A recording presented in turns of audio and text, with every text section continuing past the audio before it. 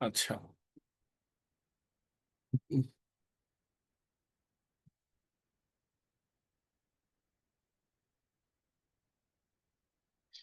হুম। তো আশা করি সকলে আমাকে শুনতে পাচ্ছেন। আমি আজকে ক্লাসটা এখানে শুরু করে দিচ্ছি। আবারও বলছি কাইন্ডলি নিজ দিস মাইকটা অফ রাখবেন। ঠিক আছে? আমি প্রত্যেকের কাছে রিকোয়েস্ট করছি নিজেদের মাইকটা অফ রাখবেন এবং আমরা ক্লাসে একটু মনোযোগ দেই। ভাইয়া কি বলে একটু শোনার চেষ্টা করেন। ঠিক আছে? আর অবশ্যই বুঝবেন। আমি কি বলেছিলাম যে কোর্সের শুরুর দিকে হয়তো আমি বলেছিলাম যে হয়তো কিছু কথা মাথার উপর দিয়ে যাবে বা মনে হচ্ছে ভাইয়া বলে যাচ্ছে উদাহরণ দিচ্ছে না কেন? এখন দেখেন আমি আগের কথা কিছু পুনরাবৃত্তি করব এবং এর সাথে আপনারা উদাহরণ একটা পেয়ে যাবেন। ঠিক আছে?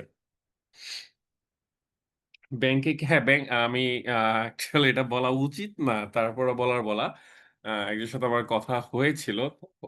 আমি জিজ্ঞেস করছিলাম এরকম যে, "স্যার অ্যাকচুয়ালি বিসিএস রিটেন এর সাথে কি ব্যাংক প্রিলি ক্ল্যাশ করবে কিনা?" তো উনার উত্তরটা ছিল এরকম যে, উনারা যথাসাধ্য মানে নিয়মের মধ্যে থেকে আসলে উনারা চাচ্ছে দ্রুত এক্সামটা শেষ করে মানে আমি আপনাদের একটা কথা বলে দেই। নির্বাচনের আগে তারা চাচ্ছে যে এই যে সার্কুলারটা মানে আপনার যেটাকে আপনার ২৩ ভিত্তিক হয়, ২৩ ভিত্তিকটা মোটামুটি রিটেন উনারা নিয়ে ফেলতে চাচ্ছেন। আর নির্বাচনের পরে, ঠিক আছে? ওই নতুন যে সার্কুলার সিনিয়র ভিসেটটা হয়েছে না? সিনিয়র ভিসেটটা পরীক্ষা তাদের নেয়ার পরিকল্পনা। মানে এটা কিন্তু একটা আপাত পরিকল্পনা। আর দেখেন আমি কিন্তু পরিকল্পনাগুলো কিন্তু আমি আপনাকে মাস কয়েক আগে কিন্তু বলে দেই। যেমন আমি মনে করে দেখেন তো আমি কিন্তু বলেছিলাম যে নভেম্বর নাগাদ এক্সাম নেয়ার সম্ভাবনা। প্রায় কিন্তু বলে আসতাম যে নভেম্বর-ডিসেম্বর নাগাদ এক্সাম হওয়ার সম্ভাবনা। আল্টিমেটলি কিন্তু তাই হচ্ছে। ঠিক আছে? তো আশা করি বিসিএস রিটেন এর সাথে কি হবে না, তারাও এটা অবগত আছে। এখন দেখা যাক আসলে কি হয়। তো খুব সুন্দর ধরে রাখতে পারেন যে ডিসেম্বরের দিকে এক্সামটা হবে। ডিসেম্বরের ফার্স্ট হাফ এর মধ্যেই কি হয়ে যাবে? প্রিলি এক্সামটা হয়ে যাবে। রিটেনও ডিসেম্বরের মধ্যে হবে। That's for sure. কারণ উনারা ডিসেম্বরটাকে একটু ভালোই জোর দিয়েছেন। তো যাই হোক, এইসব কথাবার্তা আমরা পরে বলি। আমরা ক্লাস শুরু করে দেই।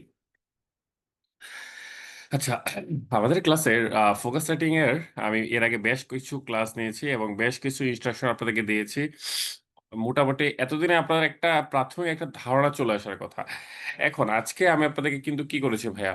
একটা ফোকাস রাইটিং একটা ডেমো দিয়েছি, রাইট? এখন আমরা এইটার বেসিসে আলোচনা করব মূলত। এটার বেসিসে আলোচনা করব যে কিভাবে আমরা একটা ফোকাস রাইটিং কি করতে পারি ভাইয়া? মানে নিজেরা অনুশীলন করতে পারি এবং এক্সামে জন্য নিজেদেরকে কিভাবে প্রস্তুত রাখতে পারি। ঠিক আছে? এই ২ টা বিষয় নিয়ে আমরা কথা বলব। তো এখন একটা জিনিস খেয়াল করেন। আমি আজকে যে টপিকটা দিয়েছি, আমি এটাকে আসলে ফোকাস ডেমো না বলে এটাকে টপিক নলেজ বলা উচিত। আমি ভুলবশত এটাকে ফোকাস ডেমো বলেছি। টপিক নলেজ মানেটা আসলে কি? ধরেন আপনাকে একটা ব্রড একটা টপিক, খেয়াল করেন একটা বড় একটা টপিক দেয়া থাকবে। ঠিক আছে? তো এই টপিকটা সম্পর্কে আপনি এই টপিক সম্পর্কিত যা আছে সবকিছু যদি আপনার মাথায় থাকে, মোটামুটি সবকিছু যদি মাথায় থাকে তাহলে ওই টপিককে কেন্দ্র করে কোন ফোকাস রেটিং যদি আসে, আমার কথা কি আস্তে শুনতে পাচ্ছেন আপনারা নাকি ঠিকঠাক আছে একটু বলবেন? কারণ আমার মনে হচ্ছে গলার স্বর একটু কমে গেছে। হ্যাঁ, আমার গলার স্বর আসলে একটু কমে গেছে। মনে হয় অন্যান্য ক্লাসে আমি একটু জোরে কথা বলি। আজকে আসলে গলা থেকে জোর আসতেছে না। মাফ করবেন বিষয়টা। আচ্ছা, যেটা বলতেছিলাম আমি যে আপনারা কি কখনো দেখেছেন যে এমএফএস নিয়ে কোনো ফোকাস রাইটিং আসতে? কারণ আমরা কিন্তু জানি যে ফোকাস রাইটিং আর এর মধ্যে একটা পার্থক্য কি? ফোকাস রাইটিং একদম স্পেসিফিক একটা মানে বিষয় কি করবে? আপনাকে লিখতে বলবে। একদম স্পেসিফিক। এবং এই জিনিসটা আপনারা অনেকে ধরতে পারেন না। আপনারা করেন কি? ওই কিওয়ার্ডটাকে কি করেন? হাইলাইট করে এক্সামে ফোকাস লিখে আসেন। যেমন আমি কিন্তু গত ক্লাসেও বলেছি। যেমন গত ক্লাসে ফোকাস এসেছিল মানে আমি একটা বলেছিলাম যে সিনিয়র অফিসার ২২ এ ফোকাস এসেছিল কি রোল অফ মাইক্রো ফাইন্যান্স বা micro credit in poverty reduction এই টাইপের একটা ফোকাস এসেছিল। তো মানুষ করেছে কি ওই মাইক্রো ফাইন্যান্স বা মাইক্রো ক্রেডিট এইটাকে দেখে মানে এই কিওয়ার্ডটাকে দেখে তারা কি করছে মাইক্রো ফাইন্যান্স এর যত মানে ১৪ বিষয় সব লিখে আসছে। সুতরাং আপনারা একটু কি হবেন এলার্ট হবেন। দেখবেন আইবিএ কিন্তু কি বলে ফোকাস রাইটিং বলে না। আইবিএ কিন্তু কি বলে এসএ লিখতে বলে। ঠিক আছে? এবং ওদের এসএ গুলো কিন্তু একটু ব্রড ক্যাটেগরিতে হয়। যেমন আইবি বলতে পারে যে write an essay on MFS. Okay? খেয়াল করেন। তো সেখানে একটা কি ১ পেজ বা ১.৫ পেজের একটা জায়গা আপনাকে দেয়া থাকবে। সেখানে হলো কি একটা এসে লিখতে। এসের মানেটা বুঝতে পারছেন? তাহলে কি মানে আপনাকে একটা প্রাথমিক ধারণা পেয়েছেন যে এসে আর ফোকাস রাইটিং ২ টার মধ্যে পার্থক্য কি? মানে কাঠামোগত আসলে খুব একটা পার্থক্য নাই। মূল পার্থক্যটা হচ্ছে যে আপনি কি লিখছেন বা কি উপস্থাপনা করছেন সেটাতে হচ্ছে এই ২ টার মধ্যে পার্থক্য। এসেতে আপনার ওই টপিক সম্পর্কিত যা আছে ইউ ক্যান রাইট এভরিথিং। কিন্তু একটা ফোকাস রাইটিং এ কিওয়ার্ড এর উপর বেস করে কিন্তু আপনি সব লিখতে পারবেন না। আপনাকে আল্টিমেটলি ফোকাসের যে পাঞ্চ পয়েন্টটা মানে যেটাকে আপনার কি করতে হবে হাইলাইট করে বা যেটাকে আপনার সেন্টার করে ফোকাসটা লিখতে হবে, সেই জিনিসটা অবশ্যই মিড পোরশন এ থাকতে হবে। মানে মেইন বডিতে থাকতে হবে। আমার কথা কি ক্লিয়ার ভাইয়া? বুঝতে পারছেন যে আসলে ফোকাস রাইটিং আর এসে রাইটিং ২ টার মধ্যে ডিফারেন্সটা কি? হুম? মানে এমন না যে আমি কি ফোকাস রাইটিং আমাকে স্পেসিফিক যে পয়েন্টটা বলছে সে পয়েন্টে আমার মেক্সিমাম লেখাটা থাকবে। আবারও বলছি ফোকাস রাইটিং এ যে স্পেসিফিক যে পয়েন্টের উপর বেস করে আপনাকে লিখতে বলা হচ্ছে সেটার উপরে আপনার বেশিরভাগ লেখা থাকবে। হ্যাঁ, এর সাথে কিছু এদিক সেদিক আপনি শুরুতে শেষে যুক্ত করতে পারেন। That's okay, that's totally fine, that's acceptable. কিন্তু এসে রাইটিং এ যেমন ধরেন আপনাকে বলল এমএফএস, আপনি এমএফএস নিয়ে যা খুশি বা ধরেন আসলো মাইক্রো ফাইন্যান্স, আপনি মাইক্রো ফাইন্যান্স নিয়ে যা খুশি তাই লিখতে পারেন। কোন সমস্যা নাই। ঠিক আছে? কিন্তু আপনাকে যদি একদম স্পেসিফিক একটা পয়েন্টে লিখতে বলে, যেটা আমরা ফোকাস সেটিং বলি, সেক্ষেত্রে কিন্তু আপনার কি করা যাবে না। ওই পয়েন্টকে সাইডলাইন করে আপনি টপিক সরি, আপনি কোন একটা কিওয়ার্ডের উপর কিন্তু আপনি কি করতে পারবেন না ভাইয়া, এ টু জেড লিখতে পারবেন না। So that is the basic difference between focus writing and essay writing. I think আমি সবাইকে বুঝাতে পেরেছি। মানে কমপক্ষে আপনাদেরকে একটা আইডিয়া দিতে পেরেছি যে ফোকাস এবং এসে ২ টার মধ্যে মূল পার্থক্য কি। কাঠামোগত পার্থক্যটা খুব একটা বেশি পরিলক্ষিত হয় না। মূল যে পার্থক্য সেটা হচ্ছে আপনি কি উপস্থাপনা করছেন, সেটাই মূলত বলে দেয় যে ফোকাস রাইটিং নাকি এসে রাইটিং। ক্লিয়ার ভাইয়া? আর আইবি তে খেয়াল করে দেখবেন, আইবি তে সাধারণত আসে কি আমাদের এসে রাইটিং। তাহলে বিষয়টা দেখেন, এখন আমাদের যখন প্রস্তুতিটা নেই আমরা কিন্তু শুধু ব্যাংকের প্রস্তুতি নিচ্ছি ইটস নট লাইক দ্যাট। আমরা কিন্তু জানি যে ব্যাংক বাদে যে আরো যে কিছু কি কর্পোরেশন বা আরো যে কিছু স্বায়ত্তশাসিত প্রতিষ্ঠান আছে যা এদের এক্সাম কিন্তু বেশিরভাগই কি নেয় ভাইয়া, এই আইবিএ নেয়। সুতরাং আমরা যেহেতু সব চাকরির জন্য প্রস্তুতি নিব, তো এমনভাবে পড়বো যেন একটা পড়াতে আমাদের কি হয়ে যায়, এসে, ফোকাস রাইটিং সব কাভার হয়ে যায়, রাইট? এখন ধরেন মানে আমি এরকম দেখি যে remittance the life line of Bangladesh economy. আপনি কি জীবনেও, আমি গ্যারান্টি দিতে বলতে পারবো ভাই, এই হেডলাইনে কোনো ইয়া পাবেন না ভাই, ফোকাস রাইটিং পাবেন না। আমি আপনাকে লিখিত দিতে পারি ভাই। মানে ওরা যেটা বলতেছে যে remittance the blood line of বা the life line of Bangladesh economy. এটা তো ভাই একটা আছে কি একটা মানে ব্রড ক্যাটাগরি, যেটা আপনার এসে রাইটিং হইতে পারে। ওরা করছে কি ওই এসে একটা টাইটেল দিয়েছে। আমরা আজকে কিন্তু টাইটেল নিয়েও কিন্তু পড়ালেখা করবো, খেয়াল করতে পারবো, অনেক কথাবার্তা আছে। সুতরাং আপনারা আগে এটা এনশিওর হয়ে নিবেন যে আপনারা যেটা পড়তেছেন মুখস্থ করার আগে একটু নিশ্চিত হয়ে নেবেন যে সেটা কি টপিক নলেজ নাকি কোনো ফোকাস রাইটিং। ঠিক আছে? সো আমি যেটা প্রথমে আমি খেয়াল করে দেখেন, আমি কিন্তু এর আগে ২ টা দিয়েছিলাম। এর আগে ২ টা দিয়েছিলাম যে আমি কি এক্সাম হলে যেন লিখতে পারেন একদম ওয়ার্ড লিমিট করে, আমি কি করেছিলাম ফোকাস রাইটিং স্টাইলে কি করেছিলাম ২ টা আ ইয়া দিয়েছিলাম। কিন্তু আমার কাছে মনে হয়েছে না আপনাদের টপিক সম্পর্কিত নলেজ যত বেশি থাকবে এক্সাম হলে আপনি কাটছাঁট করে তত কি মানে লিখতে পারবেন নিজের মতো করে কাস্টমাইজেশনটা করে। কাস্টমাইজেশনে তো আমি হেল্প করছি, কিন্তু এক্সাম হলে তো নিজের মাথায় বুদ্ধি খাটিয়েও তো কি করতে হবে? কিছু কাজ করতে হবে। সো খেয়াল করে দেখেন, আমি বলি আপনাদেরকে এমএফএস। আমি আপনাদেরকে টপিক নোটস দিয়েছি এমএফএস। তার মানে আপনারা যখন আমার আজকে ইয়াটা পড়েছেন, এই টপিক নোটসটা পড়েছেন, তখন কিন্তু মোটামুটি আপনারা এমএফএস এর মোটামুটি সব কিন্তু আজকে আমি আমার ইয়াতে কাভার করে ফেলেছি। এজন্য দেখবেন আমার ভলিউমটা কিন্তু একটু বেশি হয়ে গেছে। অলমোস্ট ৪ পেজ চলে গেছে, রাইট? তো এক্সাম হলে কিন্তু আপনি ৪ পেজ লাগবে না। লেখার কারণ হচ্ছে কি এক্সাম হলে আপনাকে এমএফএস নিয়ে ফোকাস সেটিং লিখতে বলবেও না। এমএফএস এর ফোকাস সেটিং এর টপিক এমএফএস হতে পারে না। কনটেক্সট এমএফএস হতে পারে। ঠিক আছে? আচ্ছা। তাহলে এমএফএস নিয়ে কি ফোকাস সেটিং হতে পারে? যেমন দেখেন এটা একটা ফোকাস সেটিং হতে পারে ব্যাংকের। Role of MFS in financial inclusion. এটা আসার সম্ভাবনা যথেষ্ট বেশি। ঠিক আছে? কারণ এমএফএস এর মেইন কাজটা কিন্তু কি এই ফাইন্যান্সিয়াল ইনক্লুশন এ সহযোগিতা করা। ঠিক আছে? পয়েন্টটা খেয়াল করবেন। This can be a topic of focus writing. মানে ফোকাস রাইটিং দেখেন এটা এক্সাক্টলি এটা বলছে যে এমএফএস এর রোলটা কি ফাইন্যান্সিয়াল ইনক্লুশনে। তখন কিন্তু আপনার লেখার বেশিরভাগ অংশ কি ওই এমএফএস কি মানে এমএফএস এর ১৪ গোষ্ঠী নিয়ে যদি আপনি ৩ পেজ লিখে ফেলেন আর রোলটা যদি আপনি আধা পেজ লেখেন সেক্ষেত্রে কিন্তু আপনি নাম্বার পাবেন না। সুতরাং আপনাকে এই জিনিসটার উপর হাইলাইট করতে হবে। ঠিক আছে? আমি শিখাবো যে কাস্টমাইজেশনটা কিভাবে করবেন। ঠিক আছে? ওকে। ভাই আমি আবার বলতেছি, আপনারা হয়তো যারা আমার বড় গলা শুনে অভ্যস্ত, মানে আজকে আমার শরীরে এনার্জি একটু শক্তি কম হওয়ার কারণে আমার আসলে বেশি জোরে কথা বলতে পারতেছি না। আসলে অ্যাজমা একটু সমস্যার কারণে। আচ্ছা। এইটা আসতে পারে। Role of MFS in entrepreneurship ও আসতে পারে অথবা হিউম্যান এন্টারপ্রেনারশিপ ও আসতে পারে। ঠিক আছে? তো এটা এক টপিক হতে পারে। যদিও এটা সম্ভাবনা কম, ১ম টা আসার সম্ভাবনা বেশি। আরেকটা ফোকাস রাইটিং এটা হতে পারে। Role of MFS in economic growth. ঠিক আছে? রোল বলতেছি এই রোলের জায়গায় কন্ট্রিবিউশন থাকতে পারে বা অনেক কিছু মানে ইয়া থাকতে পারে। তবে মূল ইয়াটা কিন্তু এরকম। থিমটা কিন্তু এটাই। যে এমএফএস এর ভূমিকা কি ইকোনমিক গ্রোথ এ। বুঝতে পারতেছেন? আচ্ছা। আরেকটা হতে পারে এরকম যে write a focus on prospects and challenges of MFS. আসতেই পারে যে আমাদের দেশের এমএফএস এর প্রসপেক্টস অ্যান্ড চ্যালেঞ্জেস গুলা কি করে লিখুন। ঠিক আছে? তো মোটামুটি এই এইগুলো হচ্ছে আমার কি ফোকাসের এক্সাম্পল, এখন আমি তো জানি না ভাই যে কোনটা নিয়ে ফোকাস আসবে।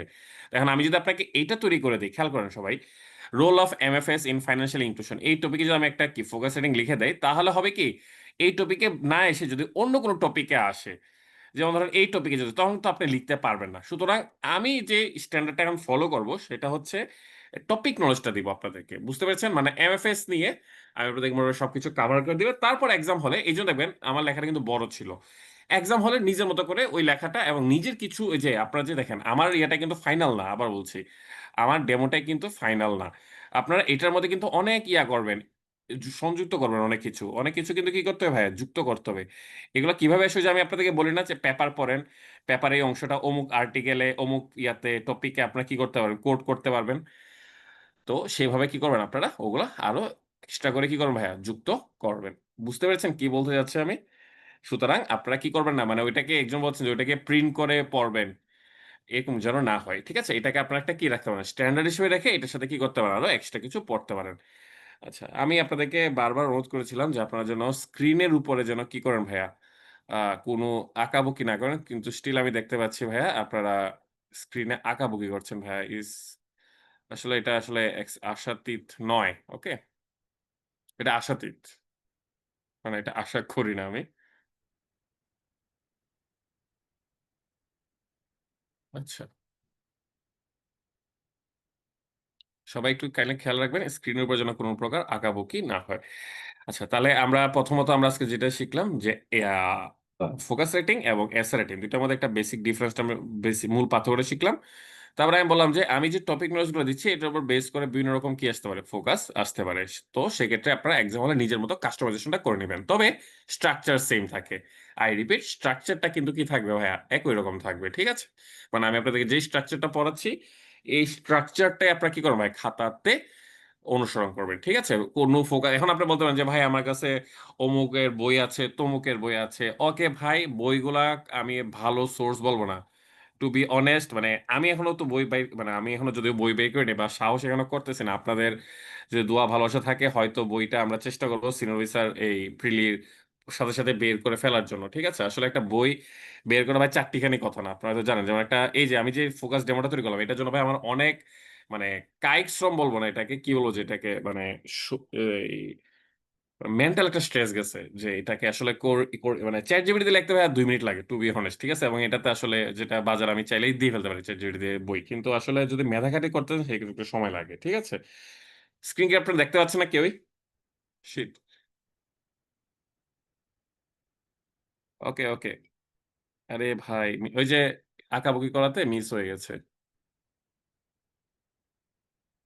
দেখান তো, এখন কি দেখতে পাচ্ছেন? সমস্যা নাই, আমি স্ক্রিনের মধ্যে এখনো বেশি কিছু দেখাই নাই।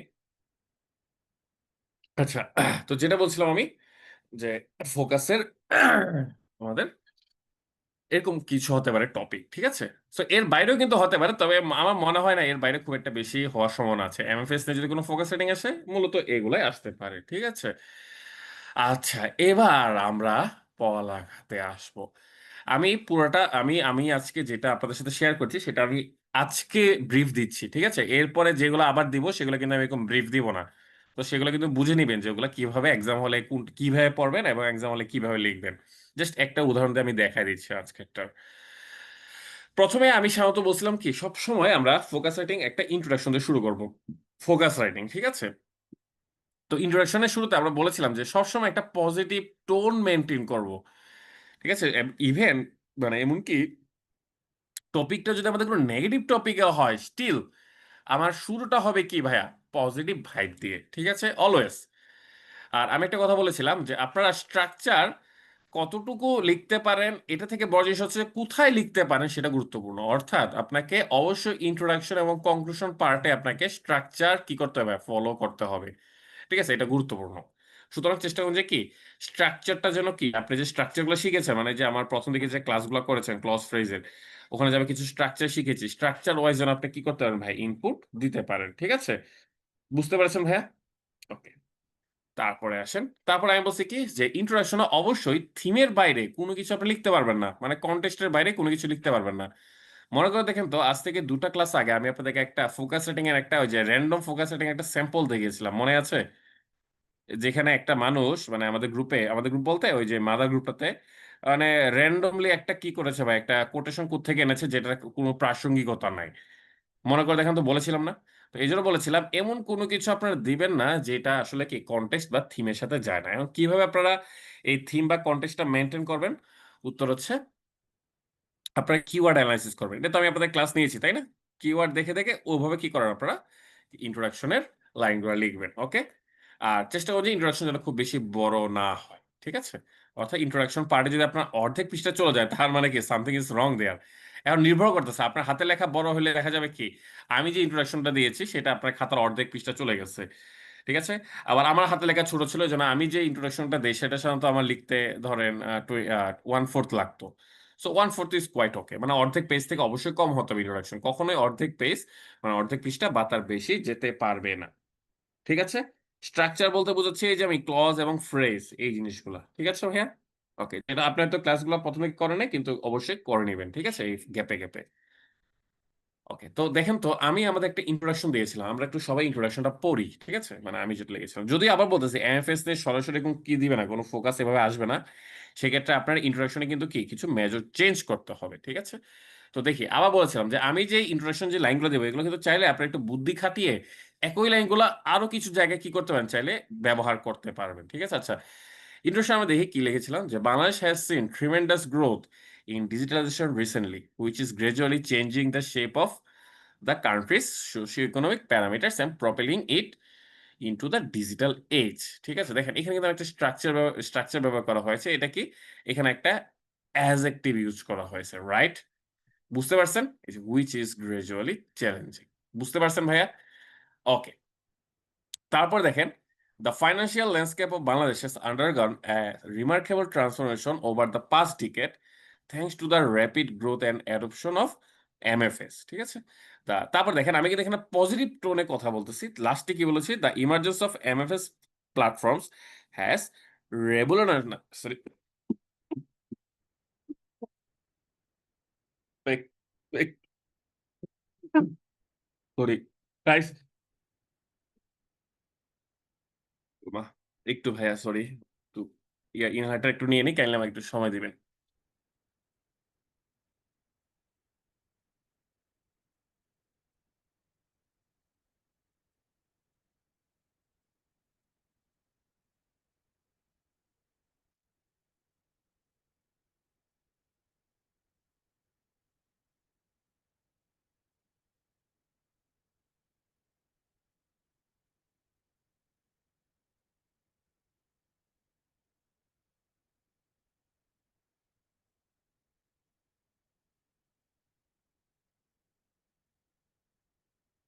Okay, so কি বলছিলাম? The emergence of MFS platforms has revolutionized the way en- en- that people engage with banking. Okay? Okay. So যেটা বলতেছিলাম যে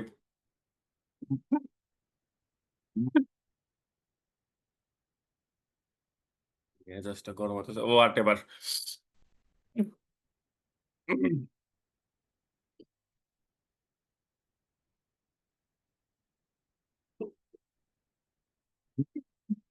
মা আচ্ছা ভাইয়া যেটা সরি ভাই আমি একটু অসুস্থ। যেটা বলতেছিলাম আমি ভাই এখানে আমরা ইন্ট্রোডাকশন যখন লিখবো তখন কখনোই আমরা ইন্ট্রোডাকশন এই জিনিসটা লিখবো না। আমি আপনাদেরকে বোঝানোর সুবিধার্থে আমি এখানে ইন্ট্রোডাকশনটা এইভাবে লিখেছি। ঠিক আছে? আমরা কখনোই ইন্ট্রোডাকশনটা এইভাবে লিখবো না। ওকে? আমরা উইথআউট গিভিং দ্য টাইটেল ইন্ট্রোডাকশনটা টাইটেল ছাড়া আমরা কি করবো? এরকম একটা ইন্ট্রোডাকশন লিখবো। ঠিক আছে? এটা হচ্ছে আমাদের ফার্স্ট টাস্ক। তাহলে ইন্ট্রোডাকশনে আমাদের সবচেয়ে গুরুত্বপূর্ণ জিনিসটা হচ্ছে কি ভাইয়া? পজিটিভ টোনটা মেইনটেইন করা। আর হচ্ছে আমার থিমের বাইরে যেন কোনো লেখা না আসে। আবার বলতেছি কনটেক্সট এর বাইরে যেন কোনো কিছু না আসে। নেগেটিভিজম কি করা যাবে না ভাই সরি। নেগেটিভিজম কি করা যাবে না ভাইয়া? প্রদর্শন করা যাবে না।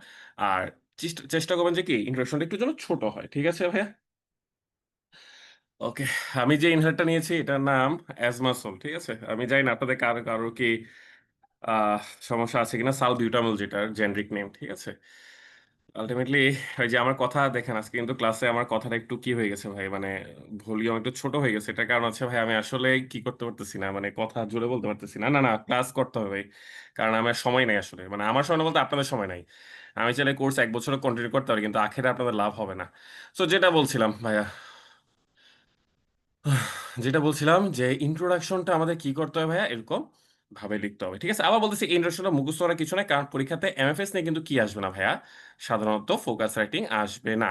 এমএফএস এর মানে এমএফএস কে কেন্দ্র করে কোন ফোকাস রাইটিং আসতে পারে, সেক্ষেত্রে আমাদের এখানে কিন্তু কিছু চেঞ্জ হতে পারে। লাইক আপনি একটা লাইন নিতেই পারেন, ঠিক আছে, যেমন আপনার মনে হলো যে আপনি কি সেকেন্ড লাইনটা নিতেই পারেন।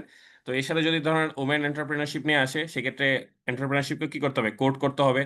যদি আপনার ইয়া নিয়ে আসে, ইকোনমিক গ্রোথ নিয়ে আসে, তাহলে আমার ইয়াটা ঠিক আছে। মানে দেখেন, খেয়াল করে দেখেন, ইকোনমিক গ্রোথ নিয়ে আসলে আমারটা ঠিক আছে। এই prospects and challenges of MFS নিয়ে বললে এই ইন্ট্রোডাকশনটা ঠিক আছে।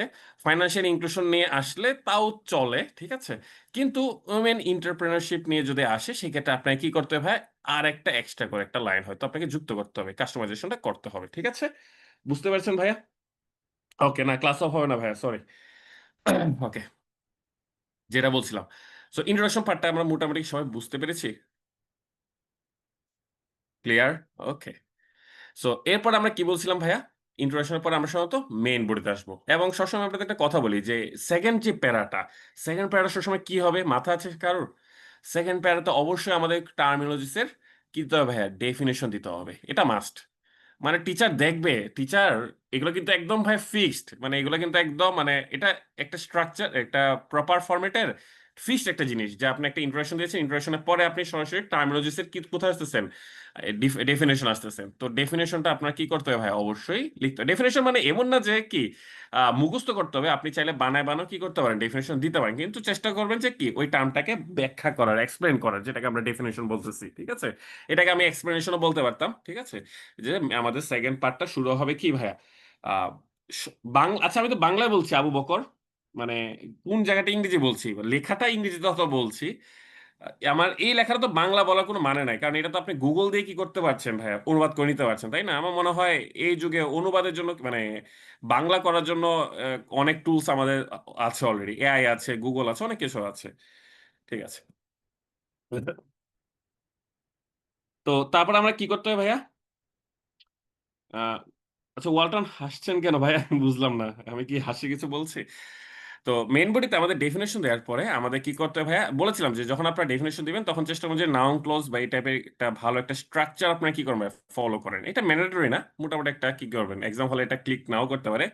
আপনি একটা ডেফিনেশন দিলেন, ডেফিনেশন দেওয়ার পরে যদি সেখানে কোনো এক্সাম্পলস থাকে, এক্সাম্পলস আপনি চাইলে দিতে পারেন। মানে যদি এক্সাম্পল থাকে, এমন না যে সবসময় এক্সাম্পল থাকবে। আমার কথা কি বুঝতে পারছেন? যেমন আপনি ধরেন কথার কথা ফাইন্যান্সিয়াল ইনক্লুশন আপনি কি করছেন, ডিফাইন করছেন, সেক্ষেত্রে তো আপনার কি এক্সাম্পল আসলে নাই, তাই না? কিন্তু এই যে এমএফএস, এটা কিন্তু এক্সাম্পল আছে। সুতরাং প্রয়োজনের উপর ভিত্তি করে আপনি যদি এক্সাম্পল থাকে, এক্সাম্পল গুলো কি সেকেন্ড ইয়াতে আনতে পারেন, প্যারাতে। ওকে, সো দেখি আমরা আমাদের ডেফিনেশন পার্টটা কি ছিল। দেখেন আমি প্রথমে কিন্তু কি একটা ট্রান্সপারেন্সি ইন্টারন্যাশনাল বাংলাদেশে একটা ডেফিনেশন দিয়েছি, এটা একদম সরাসরি কি টিআইবি একটা রিপোর্ট থেকে আমি কি করেছি, একদম হু হু কপি করেছি। বুঝতে পারছেন কি জিনিসটা? According to the definition provided by TIB, এই যে আমি এমএফএস এর ডেফিনেশনটা দিয়েছি। এখন এই ডেফিনেশনটা আপনাদের এক এক রকম হবে, মানে আপনারা তো একটা সোর্স থেকে কি ডেফিনেশন ইয়া করেছেন, শিখেছেন, তাই না? আপনারা শুধু ওইটা বসিয়ে দিবেন। আবারও বলছি, আপনারা তো কি যে কোনো একটা সোর্স থেকে, একটা স্ট্যান্ডার্ড সোর্স থেকে, এটার সাথে কিন্তু আমার সাথে আপনাদের মিলবে না। সুতরাং এটা আপনার মতো কি করবেন ভাই, কাস্টমাইজেশনটা করে নেবেন। ঠিক আছে, তারপর দেখেন আমি জাস্ট একটু হিস্ট্রিটা হালকা করে বলেছি, যে কত সালে এটা যাত্রা শুরু হয় বাংলাদেশে। ঠিক আছে, ওকে।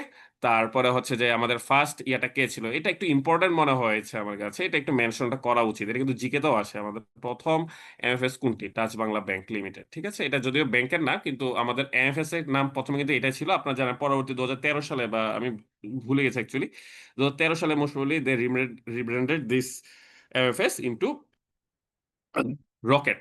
ঠিক আছে, এই যে, তো আমি কি করলাম, এখানে এক্সাম গুলা দিলাম, এর মধ্যে এক্সাম গুলা ম্যান্ডাটরি। ঠিক আছে, আবার বলতেছি এটা আপনার নির্ভর করে কন্টেক্সট উপরে। যদি মনে করেন যে ফাইন্যান্সিয়াল ইনক্লুশন নিয়ে এসেছে, সেক্ষেত্রে আপনার এত বড় লেখা তো লেখা যাবে না, সেক্ষেত্রে আপনি এই যে উদাহরণগুলো যে দিলাম, ডাচ বাংলা ব্যাংক, বিকাশ, এগুলো চাইলে কি করতে পারেন, স্কিপ করতে পারেন, রাইট?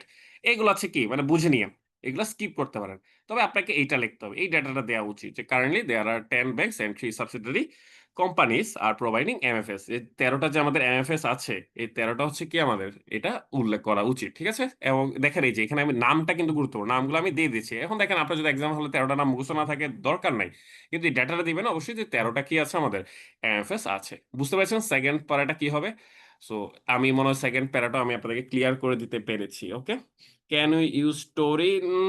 Depends on Moshiur. আমাকে একটা লিখা দেখালে আমি আপনাকে বলতে পারবো যে okay this one seems okay, বা no no you have to reject this one. ঠিক আছে মশিউর, আপনি আমাকে একটু দেখান। ঠিক আছে, যে গ্রুপের মধ্যে শুরুতে একটু দেখেন যে ভাই আমি যদি এভাবে স্টোরি দিয়ে শুরু করি তাহলে কি এটা অ্যাকসেপ্টেবল কিনা, সেক্ষেত্রে আমি আপনার অ্যান্সারটা দিতে পারবো। ঠিক আছে ভাইয়া? কারণ আসলে মানে এটা তো আসলে স্পেসিফিক অ্যান্সার নাই। আপনি কিভাবে স্টোরিটা বিল্ড আপ করতেছেন এটার উপর বেস করে আমার অ্যান্সারটা ইয়েস বা নো হবে। ঠিক আছে? ওকে। রূপালী ব্যাংকেরটা কি ঠিক আছে দাদা? হ্যাঁ ঠিক আছে ভাইয়া। ও আচ্ছা, এটা মনে হয় রিসেন্টলি, সরি সরি ভাই আমার তো মাথায় নাই। এটা মনে হয় রিসেন্টলি কি কইছে ভাই, নতুন একটা নাম দিয়েছে। এই যে বেশি দিন হয় নাই, সপ্তাহখানেক হয় মনে হয়। এটা একটু এই যে কি বললাম যে আমারটা কিন্তু ফাইনাল না। আপনারা তো অবশ্যই কি করবেন, একটু আপডেট করে নেবেন নিজেদের বুদ্ধি খাটিয়ে। ঠিক আছে ভাইয়া? ওকে। হ্যাঁ, আর যদি একটা দেবরাজ একটা ভালো প্রশ্ন করছে যে যদি কোন ধরেন ১৩ টা ইয়ার নাম নাই, তখন আপনারা কি করবেন? এক্সেট্রা দিয়ে দিতে পারবেন। কোন সমস্যা নেই। ঠিক আছে ভাইয়া? বুঝতে পেরেছেন? ওকে। এখন আসেন ভাইয়া কথার কথা। যদি এই ফোকাস রাইটিংটা ফাইন্যান্সিয়াল ইনক্লুশন নিয়ে হতো, তাহলে এটা ডেফিনিশনটা দিতে হতো। ওকে, আমরা দিব এটা। আর যদি উমেন এম্পাওয়ারমেন্ট নিয়ে আসতো, তাহলে উমেন এম্পাওয়ার ডেফিনিশনটা কি নেক্সট আমাদের প্যারাতে আসতো। কিন্তু প্রথমে আসতো কে? খেয়াল করে দেখেন। প্রথমে কে এমএফএস আসতো নাকি প্রথমে আমাদের কাকে ডিফাইন করতে হবে খেয়াল করেন তো। আমাদের বলছে role of MFS, right? In কি ওমেন এম্পাওয়ারমেন্ট। সেক্ষেত্রে আপনি চাইলে কি করতে পারেন, মানে যেহেতু আমার এমএফএস নিয়ে, তাহলে আপনি আগে এমএফএস কে ডিফাইন করতে পারেন, তারপরে আস্তে আস্তে কোথায় আসতে পারেন, তারপর আপনি চাইলে আসতে ইয়াতে ওমেন এম্পাওয়ারমেন্টে আসতে পারেন। ঠিক আছে, ইট ডিপেন্ডস অন। ওকে, ঠিক আছে আসি আমরা। আচ্ছা, এখানে একটা জিনিস খেয়াল করে দেখছেন, আমি এখানে কি করছি, চমৎকার প্রশ্ন, আমি এখানে একটা হেডলাইন দিয়েছি। এই হেডলাইনটাও কিন্তু কি অপশনাল। মানে আপনি চাইলে হেডলাইনটা দিতে পারেন বা চাইলে নাও দিতে পারেন। তবে হ্যাঁ, হেডলাইন যদি দেন এক্স্যাক্টলি এ ফরম্যাটে দিতে হবে। এখন হেডলাইন কিভাবে ফর্ম করতে হয় এটা আমরা নেক্সট ক্লাসে শিখবো। আই রিপিট, হেডলাইন যে ফর্ম করেছে আমি এখানে, হয়তো যারা একটু চালাক বা বুদ্ধিমান বা যারা আমার আগের কোর্সটা রিপিট করেছেন তারা হয়তো বুঝতে পারছেন যে আমি এখানে দুইটা ক্লজ, দুইটা ফ্রেজ ব্যবহার করেছি, নট ক্লজ। দুইটা ক্লজ এখানে ব্যবহার করা হয়েছে, রাইট? সো এইভাবে আমরা দুইটা ক্লজকে কোলন দিয়ে সেপারেট করে আমরা কি করতে পারি, এরকম সুন্দর কিছু টাইটেল দিতে পারি হেডলাইন হিসেবে, এবং সেগুলো অ্যাকসেপ্টেবল। কিন্তু আপনারা ভেগ কোনো কি দিবেন না ভাইয়া, টাইটেল দিবেন না। যেমন আপনি বলেন যে ডেফিনেশন অফ এমএফএস, এটা ভাই কোনো হেডলাইন হতে পারে না। ওরকম হেডলাইন দেওয়ার থেকে না দেওয়াই ভালো। আমি কি সবাইকে বুঝাতে পেরেছি? মানে আপনারা যদি আসলে হেডলাইন দেন, try to make it catchy. বুঝতে পেরেছেন? আদারওয়াইজ হেডলাইন এভাবে মেনশন করার দরকার নাই। সবাইকে বুঝতে পেরেছেন ভাইয়া? সাকিব মুবাশির ধরতে পেরেছেন? ওকে, ঠিক আছে। তারপর দেখেন, আমি যে উদাহরণ দিয়েছি, এখন আমার মনে হয়েছে কি কিছু ডেটা কি করা দরকার, মেনশন করা দরকার। তবে এখানে লিনিয়ার বা টেবুলার ডেটা থেকে আমি লিনিয়ার ডেটাকে কি করেছি ভাই, প্রেফার করেছি। তো এই প্রেফারেন্সটা আসলে আপনাদের উপর। আপনারা চাইলে কি করতে পারেন, ডেটা যে কোনো জায়গায়, দেখুন ডেটা প্লেসমেন্ট কিন্তু কি এটা ফিক্সড না। এটা আপনি চাইলে যে কোনো সময় যে কোনো রিলেভেন্ট জায়গায় কি করতে পারেন, সেটাকে প্লেস করতে পারেন। ঠিক আছে? তো আমি এখানে চেষ্টা করেছি মোটামুটি কি ভাই লিনিয়ার ফরম্যাটে কি করার, ডেটা রিপ্রেজেন্ট করার। তো ঠিক আছে, তো এটা চাইলে আপনি কি করতে পারেন, দিতেও পারেন, নাও দিতে পারেন, যদি আপনার ডেটা মুখস্থ না থাকে। ঠিক আছে, ডেটা মুখস্থ না থাকাটা অস্বাভাবিক কিছু না। ঠিক আছে, আপনার ডেটা নাই থাকতে পারে। সো আমি এটা একটা হেডলাইন দিয়েছি, MFS today the current market landscape. দেখেন এগুলো কিন্তু ফিক্সড না। কিন্তু এরকম কয়েকটা হেডলাইন আমি যখন কয়েকটা আপনাদেরকে ডেমো দিব, তো এই ডেমোগুলোর মধ্যে কি থাকবে, এরকম হেডলাইন থাকবে না? সো এরকম কিছু হেডলাইন পড়ার পর আপনার নিজের মাথায় কি মানে কিছু ওয়ার্ড গেঁথে যাবে। স্ট্রাকচারটা তো আমি কালকে ক্লাস, কালকে না মানে যে নেক্সট যেদিন ক্লাস থাকবে ওইদিন তো বলে দিব যে এইভাবে আমরা কি করব, ইয়া মেক তৈরি করব, কি আপনার টাইটেল তৈরি করব।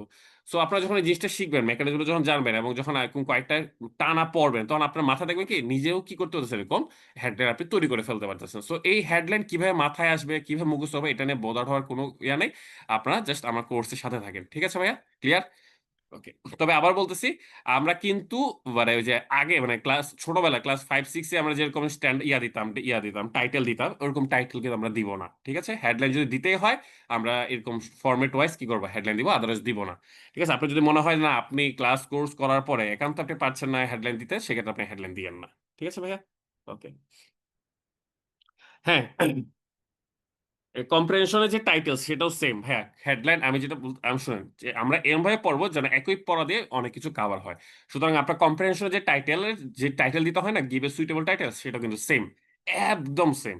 ওকে, এরপর দেখেন আমাদের কিন্তু আমরা তাহলে প্রথমে কি কি করছি ভাই, এমএফএস এর একটা ইন্ট্রোডাকশন দিয়েছি যেটা আপনারা দিবেন। তারপর আমি কি করছি, ডেফিনেশন পার্টে ডিফাইন করেছি এমএফএস কে। তারপরে এমএফএস এর কিছু রিসেন্ট ডেটা দিয়েছি 3 নম্বর পার্টে। এখন দেখেন ভাইয়া, আমি কিন্তু সরাসরি মোটামুটি আমার ইয়াতে চলে আসছে, মেইন টপিকে চলে আসছি। ধরেন আপনাকে ফোকাসটা এরকম ছিল যে কি, role of MFS in financial inclusion, খেয়াল করছেন? তাহলে দেখেন আমি এখানে এই যে এই ৩ নম্বরে যদি খেয়াল করে দেখেন, যদি আপনাকে এরকম বলে role of MFS in financial inclusion, সেক্ষেত্রে আপনি একটা কাজ করতে পারেন। এই যে আমি যে থার্ড ইয়াতে যে কি এটা দিয়েছি, এটাকে কি করতে পারেন, সেকেন্ডের সাথে মার্জ করে দিতে পারেন। কি বলছি বুঝতে পারছেন? Spotlight on FS the trend reshaping modern finance. এখানে করতে পারেন কি, এই যে কিছু ডেটা, এতগুলো ডেটা তো আপনার মাথায় থাকবে না, কিছু ডেটা আপনি কি করতে পারেন, ওই আগের প্যারাতে কি করে দিতে পারেন, মার্চ করে দিতে পারেন।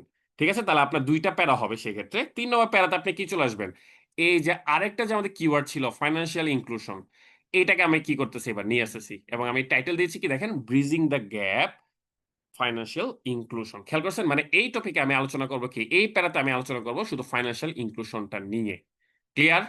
এবং ফাইন্যান্সিয়াল ইনক্লুশনটা কিভাবে করতেছে এমএফএস, সেটাও কিন্তু আমি কি এই টপিকে বর্ণনা দিয়েছি। That means what, that means এটাই কিন্তু আমার একদম মেইন টপিক, বা এটাই হচ্ছে আমার মেইন পোর্শন। মানে এটাই হচ্ছে আমার মূল অংশটা। টিচার কিন্তু চোখ এক পলকে এই জিনিসটাই খুঁজবে যে যেই টপিকে ফোকাস রাইটিং আসছে, এই ছেলেটা কি ওই জিনিসটা আসলে লেখছে কিনা। বুঝতে পারছেন তো? টিচার কিন্তু হেডলাইন দেখিয়ে বুঝাবে যে ওই টপিকে কি নিয়ে আলোচনা হয়েছে। ক্লিয়ার আমার কথাটা? বুঝতে পারছেন? সো দেখেন আমি এখানে কি করেছি, আমি এখানে দেখেন ফাইন্যান্সিয়াল ইনক্লুশন একটা ডেফিনিশন দিয়েছি, এটা ওয়ার্ল্ড ব্যাংক থেকে। ঠিক আছে, এখন আপনারা যদি অন্য কোনো অর্গানাইজেশনের ডেফিনিশন দেন, it will be also accepted. Okay ভাইয়া, সো এটা নিয়ে কোনো সমস্যা নাই। তারপর আমি ফিনান্সিয়াল ইনক্লুশন নিয়ে বাংলাদেশে কিছু যে আমাদের স্টেপস মেজারমেন্ট এগুলো একটু দিয়েছি, একটা ডেটা দিয়েছি, যেহেতু এগুলো একটু চেষ্টা করবেন এগুলো একটু মুখস্থ রাখার জন্য ডেটাগুলো। ঠিক আছে, এবং ডেটাগুলো কিন্তু আপডেট হয়, সো এটা আপনাদের দায়িত্ব। আমি একটা ফোকাস তৈরি করে দিয়েছি, এখন আপনাদের দায়িত্ব হচ্ছে কি, ওটা আপডেট কোনো ডেটা থাকলে সেটা ইনক্লুড করা। যেমন রূপালী ব্যাংকের নামটা কিন্তু চেঞ্জ হয়েছে এমএফএস, আমি জানি না, আমি ভুলে গেছি অ্যাকচুয়ালি নিজেও। ঠিক আছে, কারণ আমি তো আসলে সিনিয়র পরীক্ষা দিব না, তো আমার আসলে ভাবে মেমোরি রিটেনশন করার প্রয়োজন বোধ করছি না আমি ওই নতুন আপডেট তথ্যগুলোকে। আপনারা একটু করে নেবেন যেহেতু আপনারা এক্সামটা দিবেন। ঠিক আছে ভাইয়া? আচ্ছা, তো যেটা বলতেছিলাম, তারপর আমি এমএফএস কিভাবে ফাইন্যান্সিয়াল ইনক্লুশনে হেল্প করে সেটা একটা ভেগ কথাবার্তা আমি বলেছি। মানে একটা ভেগ বলতে কি, মানে একটা ব্রড সেন্সে আমি কি বলেছি, একটা কথা বলেছি যে MFS has helped bridge the gap between the formal financial system and the vast unbanked population. বুঝতে পেরেছেন? তো এই যে কথাগুলা দেখেন, আমি কিন্তু আপনাদেরকে একটা স্টোরি টাইপের একটা কি করছি ভাইয়া, ফোকাস রাইটিং বলতেছি, যে স্টেপ বাই স্টেপ কিভাবে একটা ফোকাস রাইটিং আপনারা লিখবেন।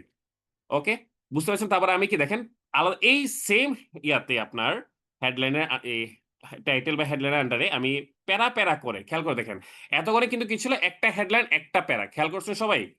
জিনিসটা কি ফলো করছেন? মানে আমার পুরো লেখাটা তো আপনার কাছে আছে মনে হয়, একটু দেখেন। মানে একটা হেডলাইন একটা সিঙ্গেল প্যারা, একটা হেডলাইন আরেকটা কি সিঙ্গেল প্যারা। কিন্তু এবার যেটা হইছে, এই যে মেইন টপিক আমি কিভাবে বুঝিয়ে দিছি টিচারকে, যে এই টপিকের মধ্যে আমি কি করতেছি ভাই, অনেকগুলো প্যারা আনতেছি, দ্যাট মিন্স এটা আমার মেইন টপিক, টিচার নিজে থেকে বুঝে নেবে।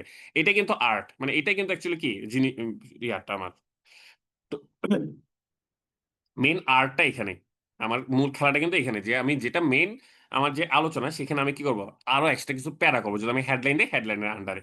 ক্লিয়ার? সো আর যদি আপনারা, হ্যাঁ এখানে একটা জিনিস হতে পারে, যদি আপনারা এখানে যদি কি দেন না দেন, মানে ধরেন আপনারা পুরো ফোকাস রাইটিং এ আপনারা ইয়াটা দিচ্ছেন না, কোনটা, এরকম আমি যেরকম যে ফরম্যাটে যে হেডলাইন দিচ্ছি এরকম দিচ্ছেন না, তো সেই ক্ষেত্রে আপনাকে মেইন টপিকের হেডলাইনটা দিয়ে আপনি কি করতে পারেন, আপনি এই প্যারাগুলো লিখতে হবে সেক্ষেত্রে। ঠিক আছে?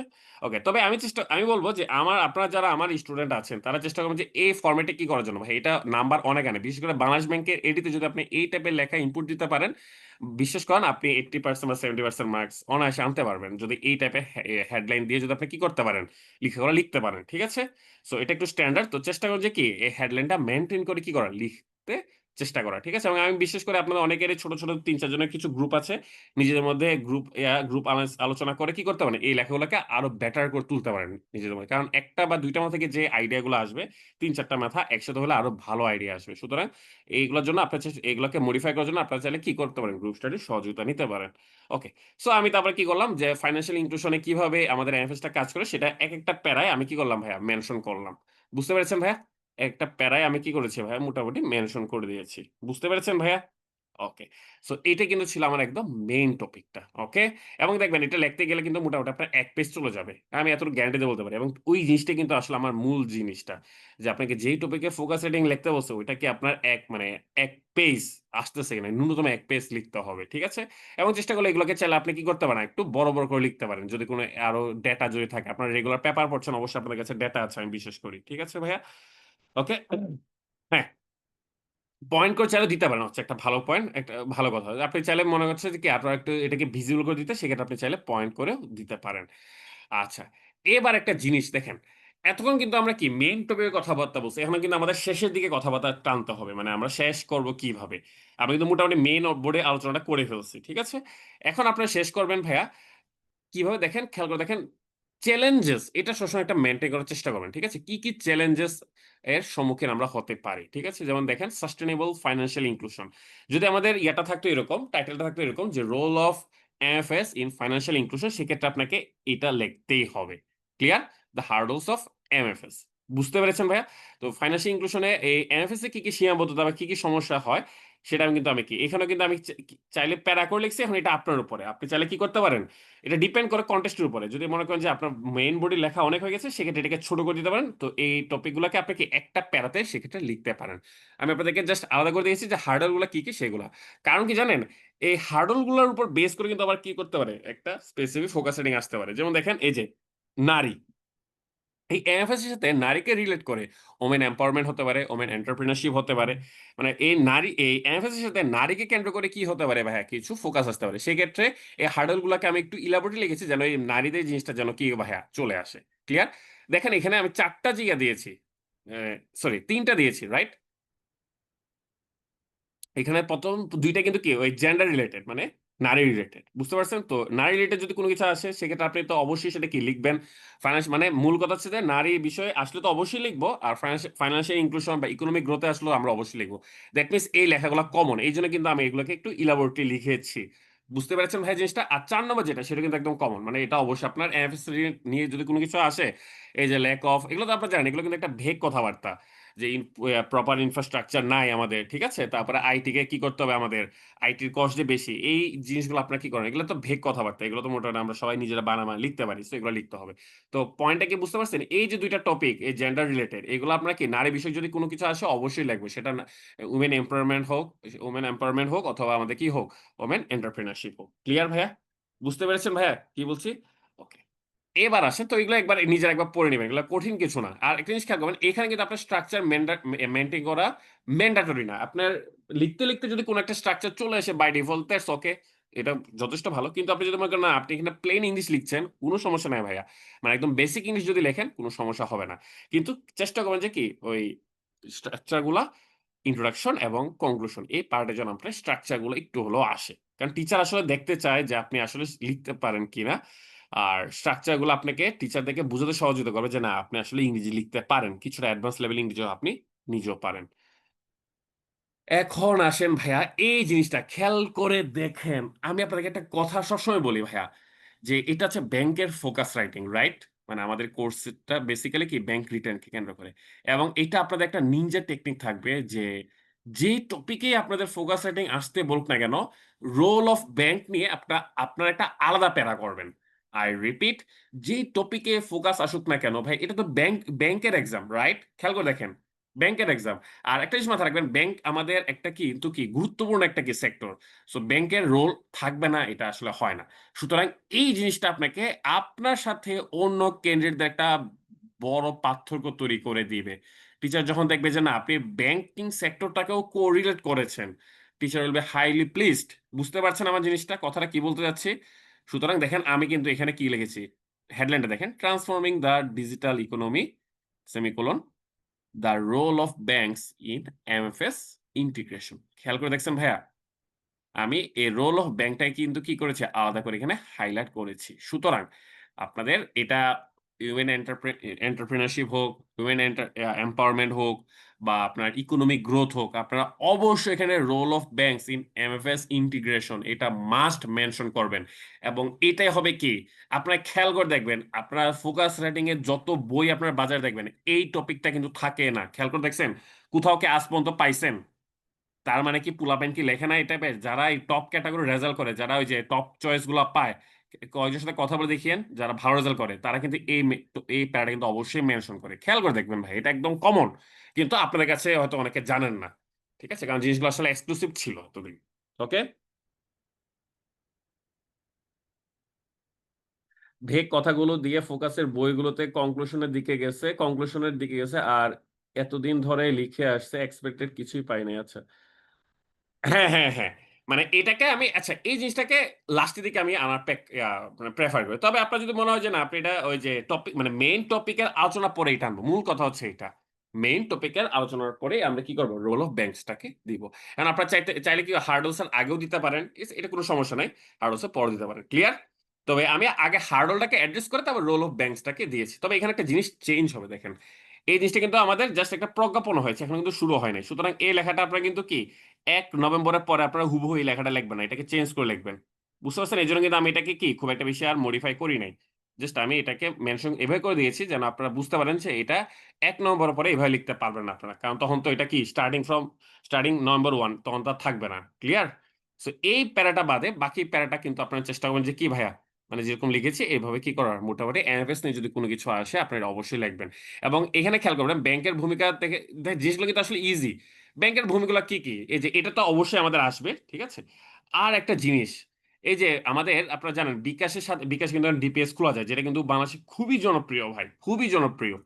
তো এই জিনিসটা কিন্তু অবশ্যই আপনাদের আনতে হবে। ক্লিয়ার? তারপরে এই যে বিকাশ থেকে কিন্তু এখন লোনও নিয়ে যাচ্ছে, আমাদের টিপিক্যাল ব্যাংক থেকে যেমন লোন নেই। সো এই জিনিসগুলো কিন্তু কি ব্যাংকের কোলাবোরেশনের মাধ্যমে হয়েছে। সো এই জিনিসগুলো আপনাকে অবশ্যই লেখার মধ্যে আনতে হবে। বুঝতে পেরেছেন ভাইয়া? এই এগুলো শেয়ার করে মানে কে বলছে ভাই? এগুলো তো অবশ্যই আমি শেয়ার করেছি ফেসবুক গ্রুপে। কি বলেন ভাই? সম্পু অবশ্যই শেয়ার করেছি, দেখে নিয়েন। ওকে, যেটা বলছিলাম আমি। সো আমরা কি ভাই বুঝতে পারছি, মানে আমাদের ফোকাস রাইটিং এ আমাদের একটা মেইন একটা জিনিস থাকবে কি, যে আমাদের একটা প্যারা থাকবে রোল অফ ব্যাংক নিয়ে। Clear guys? বুঝতে পেরেছেন কি বলছি? যে আপনাদের যেই টপিকে ফোকাস এটা আসুক না কেন, অল্প করে হলো আপনারা কি করবেন? একটা ছোট প্যারাতে ব্যাংকের ভূমিকা কি ওই ইয়াটাতে, টপিকটাতে, সেটা আপনারা অবশ্যই মেনশন করবেন। ঠিক আছে? অ্যা হ্যাঁ, ওইটা লিখতে পারেন ভাইয়া। উইল লঞ্চের জায়গায় হ্যাভ কেন ভাইয়া? বাংলাদেশ ব্যাংক আবার কখন প্লুরাল হলো ভাইয়া? বাংলাদেশ ব্যাংক তো হ্যাজ লঞ্চড হবে। ঠিক আছে? হোয়াটএভার। এটা আপনাদের তো মডিফাই করে নেন। এতটুকু সেন্স তো আপনাদের আছে, তাই না? আমি জাস্ট বললাম যে এটা একটু মডিফাই করতে হবে। ঠিক আছে? সো গেল এটা। সবাই ক্লিয়ার, রাইট? ওকে। এখন আসেন কনক্লুশন। আমি বারবার বলেছিলাম যে ভাইয়া, ইন্ট্রোডাকশনের মতো কনক্লুশন পার্টও কিন্তু আমরা কি করবো ভাইয়া? পজিটিভ টোনে শেষ করব। ঠিক আছে? এবং কনক্লুশন পার্টে আমি বাংলাদেশের ফিউচার কি, এমএফএস এর ফিউচার কিরকম বা প্রসপেক্টস কিরকম সেটা আমি আলোচনা করেছি। খেয়াল করে দেখেন। এমএফএস এর প্রসপেক্টস কিরকম সেটা নিয়ে আমি একটু আলোচনা করেছি। এবং আমি একটা জিনিস বলেছিলাম যে কনক্লুশন পার্টে আপনারা চেষ্টা করবেন, কনক্লুশন পার্ট বা তার আগের পার্টে চেষ্টা করবেন যে কি, ২ টা জিনিস মেনশন করার। একটা হচ্ছে এসডিজি, আরেকটা হচ্ছে আমাদের কি বাংলাদেশের আর্টিকেল। খেয়াল করে দেখেন ২ টা জিনিসই কিন্তু এখানে এসেছে। খেয়াল করেছেন সবাই? এসডিজি আপনার ফোকাস রাইটিং এ অবশ্যই আসবে, এবং আমাদের সংবিধানের যে আমাদের আর্টিকেল, এই ২ টা জিনিস আপনার চেষ্টা করবেন যে কি অবশ্যই ফোকাস রাইটিং এ ইনপুট দেয়ার। ঠিক আছে? বুঝতে পেরেছেন কি জিনিসটা?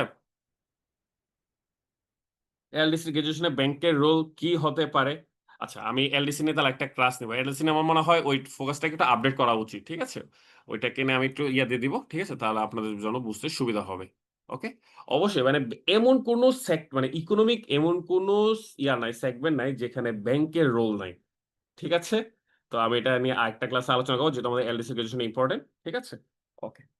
সো গাইস, আপনারা এখন আসেন যে টাইটেল মেকিং। টাইটেল মেকিংটা আমরা অ্যাকচুয়ালি নেক্সট ক্লাসে আলোচনা করব না। আজকের ক্লাসে আলোচনা করব না, কারণ এটা আমার একটু সময় লাগবে যথেষ্ট। আর আজকে আমি ফিজিক্যালি অতটা ফিটও না। সুতরাং আমার মনে হয় আগামী ক্লাসে আমি টাইটেল মেকিং নিয়ে আমরা কি করব? একটা ক্লাস নিব। ঠিক আছে? তাহলে আপনারা মোটামুটি একটা আইডিয়া পেয়ে যাবেন। এরপর যখন আমার কিছু ডেমো পড়বেন এবং আপনার নিজের হচ্ছে কি আমার ডেমো তো দেখেন আমার ডেমো কিন্তু অ্যাবসোলুট না। কারণ আমি কিন্তু কি করতে পারতেছি না। মানে আমি যখন এটাকে বানাচ্ছি, বানানোর পর কিন্তু যে আমার কিন্তু আরেকবার কিন্তু কি করা উচিত? আরো কয়েকবার এটাকে পড়া উচিত। আমি কিন্তু আসলে সেই সময়টা পাচ্ছি না। বুঝতে পারছেন? তো প্রুফ রিডিং এ হয়তো বই লেখার সময় প্রুফ রিডিং এ হয়তো সেটা কি চলে আসবে বা আরো কয়েকজনকে দিয়ে যখন পড়াবো সেটা হয়তো চলে আসবে। ঠিক আছে? তো আপনারা কি করবেন? ওই আমার যে ইয়াটা ম্যাটেরিয়ালটা এটাকে অ্যাবসোলিউট না ধরে এটাকে একটা স্কেলেটন, এটাকে একটা সাপোর্টিভ ডকুমেন্ট হিসেবে এটা এরপর কি করবেন ভাইয়া? কিছু এডিশন করবেন। বুঝতে পেরেছেন ভাইয়া কি বলতে চাচ্ছি ভাইয়া? ওকে। আমাকে একটু কাইন্ডলি একটু বলবেন যে আজকের ক্লাসে মানে আপনারা কি একটা মোটামুটি আরেকটু ভালো আইডিয়া কি পেয়েছেন? যে কিভাবে আমরা একটা ফোকাস রাইটিং এক্সাম হলে কনস্ট্রাক্ট করতে পারবো? মানে আমরা কি একটা মানে শুরুর থেকে আমাদের যে একটা আইডিয়া ছিল, এখন কি আমাদের আইডিয়া আস্তে, আস্তে আরো ক্লিয়ার হচ্ছে না? মানে যত আমাদের ক্লাসগুলো যাচ্ছে, তত কি আমাদের আইডিয়া গুলাকে আরেকটু ভিজিবল, আরেকটু ক্রিস্টাল ক্লিয়ার হওয়া শুরু করছে? নাকি আপনারা ওই আগে যে ভেগ একটা চিন্তা ভাবনা ছিল, এখনো সেই ভেগ চিন্তা ভাবনাতে আছেন? আমাকে একটু বলেন। মানে আমার মনে হয় এখন দেখেন এখানে কিন্তু শেষ না, মানে আরো ক্লাস যাবে আপনারা আরো বেটার আইডিয়া পাবেন। ঠিক আছে? সো কোর্সের শেষ প্রান্তে গিয়ে আপনারা নিজেরাই কম্পেয়ার করতে পারবেন যে না আমি এই কোর্সে এনরোল হওয়ার আগে আমার ফোকাস রেটিং নিয়ে কিরকম কনসেপ্ট ছিল, কিরকম ধারণা ছিল এবং এখন কিরকম ধারণা আছে। আর আমি কিন্তু ভাই আপনাদের হয়ে পড়াটা করে দিতে পারবো না। আপনাদেরকে পড়া করতে হবে কি নিজ দায়িত্ব ভাই। ঠিক আছে? সুতরাং আমি আপনাদেরকে লাইন ধরা দিতে পারি, আমি আপনাদেরকে ডিরেকশন দিতে পারি, কিন্তু ভাই আলটিমেটলি কিন্তু পড়াটা পড়তে হবে আপনাদের। ডিরেকশনটা মানে নির্দেশনা থাকবে আমারটা। বুঝতে পারছেন? এতটুকু বিশ্বাস করতে পারেন যে ভাইয়া আমি যে কথা মানে আমি যে ইয়াগুলা পড়ি এগুলো কিন্তু এক মানে আপনার অনুসরণ করলে ক্ষতি হবে না, দ্যাটস ফর শিওর। লাভ হবে। ঠিক আছে? ক্ষতি হবে না। আমি কিন্তু ওই যে কোনো কমার্শিয়াল পারপাসে কিন্তু আসলে বেসিক্যালি ক্লাসগুলো নেই না। কমার্শিয়াল পারপাস মানে কি বুঝতে পারছেন? যে আরো স্টুডেন্ট আসুক, আরো স্টুডেন্ট আসুক, আমার প্রফিট মার্জিন এত, এরকম কিন্তু করি না। ঠিক আছে? অনেকে কিন্তু এরকম করে ভাই। ঠিক আছে? আমার কিন্তু ওরকম টেন্ডেন্সি নাই। সুতরাং আমাকে এতটুকু ভরসা করে আমার কথা মতো যদি ভাই পড়া করতে পারেন, এতটুকু ভরসা করতে পারেন যে ভালো কিছু পারবেন। এখন বিশেষ করে এখন আচ্ছা ক্লাস এতটুকু পর্যন্ত, আমি আর কিছু কথাবার্তা বলতে চাই। ঠিক আছে? তবে যাদের কোনো সমস্যা নাই, আহ আপনারা মানে যাদের কোনো আজকের ক্লাসে যাদের কোনো ইস্যু নাই বা সমস্যা নাই তারা ভাই নিজেদের পড়ায় চলে যেতে পারেন। আমি রেকর্ড এখানে অফ করে দিচ্ছি।